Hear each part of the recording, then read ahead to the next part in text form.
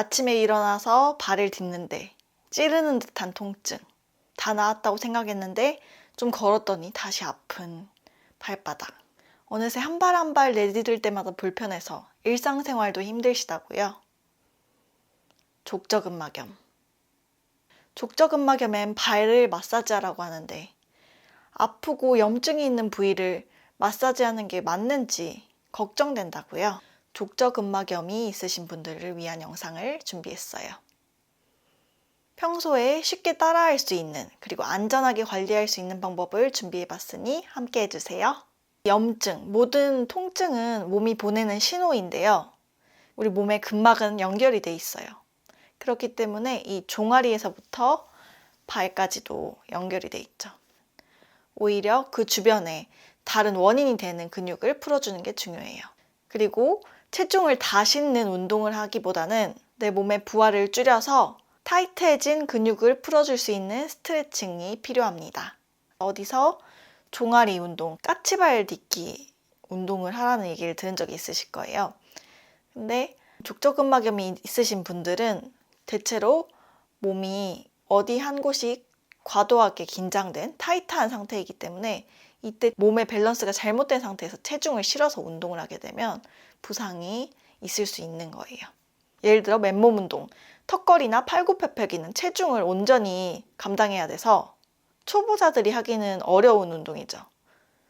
그거랑 마찬가지로 이는 보조기구를 이용을 해서 체중을 분산을 해야지 초보자들이 안전하게 운동을 할 수 있어요. 따라서 내 몸이 틀어진 상태에서 체중을 실어서 까치발을 들었다 놨다, 그것도 맨발로 하는 경우에는 자칫하면은 잘못된 근육에 오히려 긴장도가 높아질 수가 있어요. 그렇기 때문에 몸에 무리가 될 수 있죠. 그래서 이 몸에 무리가 가지 않는 선에서 할 수 있는 쉬운 스트레칭과 마사지법에 대해서 알려드릴게요. 벽만 있으면 하실 수 있어요. 벽과 가까이 두 발 놓고 이때 두 발 너비는 골반 너비. 손으로 벽을 살짝 짚으셔도 돼요. 오른발 먼저 뒤로 보내고 왼 무릎을 접어서 벽에 무릎을 터치할 거예요. 이때 제 발목의 각도를 보시면 90도가 아니라 90도보다 더 작은 각이 나오죠? 그러면은 종아리 뒤쪽에 있는 가자미근이 스트레칭이 됩니다. 그러면 돌아와서 마시고 내쉬는 호흡에 무릎을 구부려서 터치. 이때 주의할 점은 무릎을 구부릴 때 안쪽이나 바깥쪽으로 무릎이 치우치지 않게 이 두 번째 발가락 방향으로 접어주시는 게 포인트예요. 그리고 복부에도 힘을 줘서 허리가 꺾이지 않게 호흡 마시고 내쉬면서 10초간 유지하겠습니다. 네, 가자미근을 풀어주면서 족저근막이 당기지 않게 그 주변 부위를 스트레칭 해주는 거예요. 그리고 뒤에 오른다리는 비복근과 가자미근이 함께 스트레칭이 되고 있어요.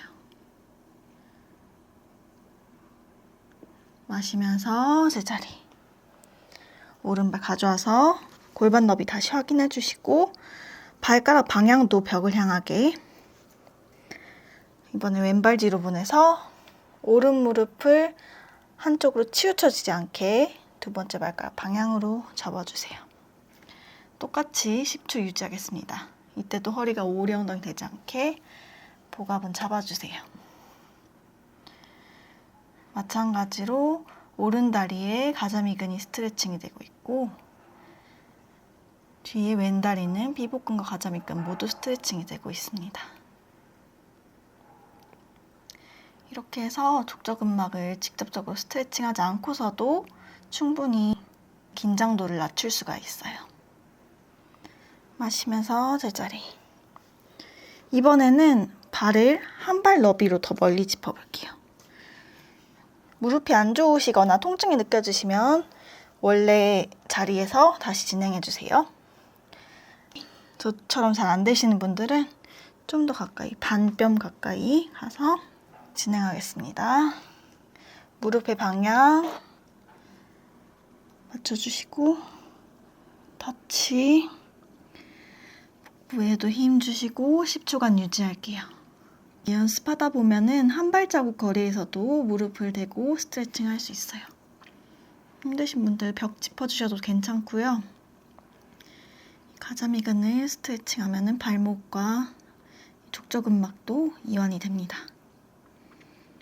마시면서 천천히 제자리.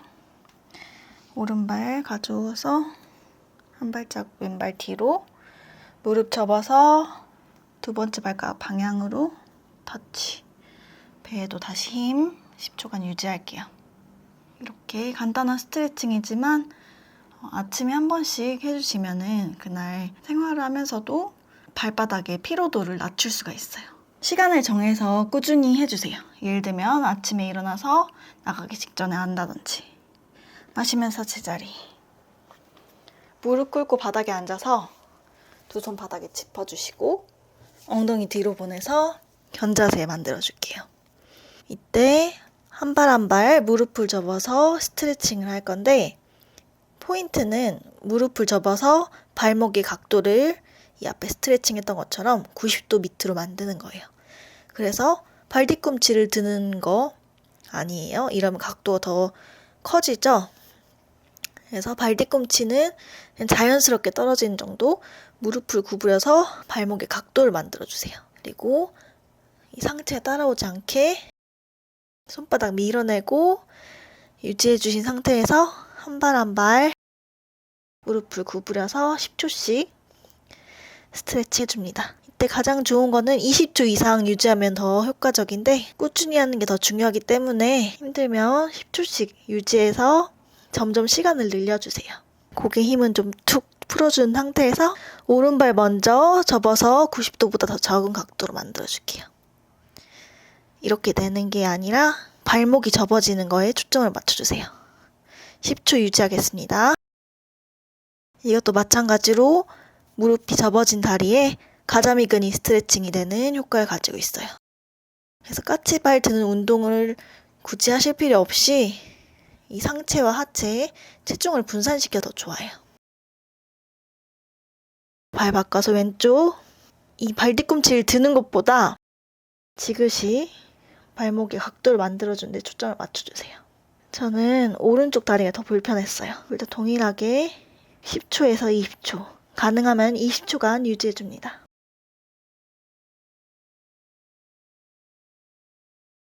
무릎이 접어진 다리는 가자미근이 스트레칭, 오른쪽 다리는 가자미근과 비복근이 모두 스트레칭 되는 동작이에요. 힘들면 무리하지 않으셔도 돼요. 자, 천천히 무릎 바닥에 대고 상체 세워서 제자리. 앉아서 한쪽 허벅지 위에 발목을 올리거나 양반다리하고 진행해 주셔도 돼요.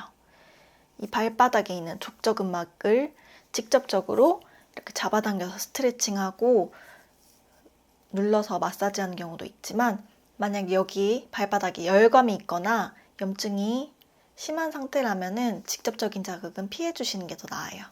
그래서 오히려 이 운동을 통해서 근막에서 족저근막을 잡아당기는 종아리 쪽 근육을 풀어주시거나 아니면은 이 안쪽으로 연결되는 뒷정강근이라는 근육이 있어요.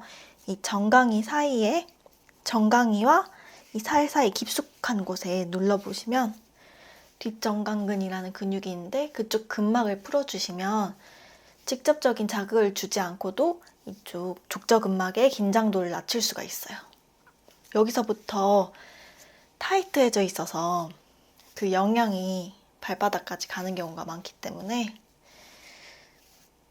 통증이 심하신 분들은 이렇게 주변 근육부터 먼저 풀어주시는 게 좋아요. 그리고 좀 더 증상이 괜찮아지고 나면 그때는 이 발바닥을 풀어주는 그 족저근막 스트레칭을 해주시는 게 더 안전하게 관리할 수 있는 방법입니다. 그래서 틈나는 대로 이렇게 틈틈이 앉아 계실 때 깊숙이, 가능하면 깊숙이 하는 게 좋은데 좀 어렵긴 해요.